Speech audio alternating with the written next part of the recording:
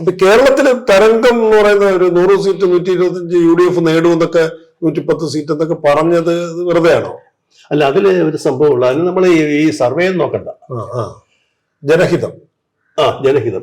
ഒന്നാമത്തെ കാര്യം പോളിംഗിന്റെ അന്നത്തെ ആ സ്വഭാവം മാത്രം നോക്കിയാൽ മതി.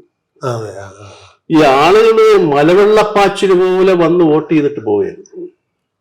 അതിനോടുള്ള ഒരു വൈരാഗ്യം തീർക്കാൻ വരുന്നത് പോലെ. അല്ല, അങ്ങനെ ഒരു വൈരാഗ്യമൊന്നും ആർക്കും ഇല്ലല്ലോ. ഇല്ലല്ല.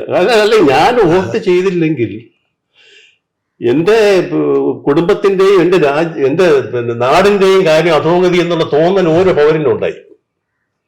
അത് എന്തുകൊണ്ടുണ്ടായെന്ന് നമുക്കറിയില്ല. അത് പറയാൻ നമ്മൾ ആളല്ല. അങ്ങനെ ഒരു ലക്ഷ്യം ജനങ്ങൾക്കുണ്ടായിരുന്നു.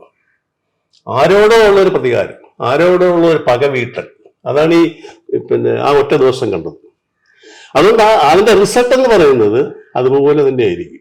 ഇതൊന്നുമല്ല ഈ നമ്മൾ സർവേയിൽ വേണ്ടതൊന്നുമല്ല.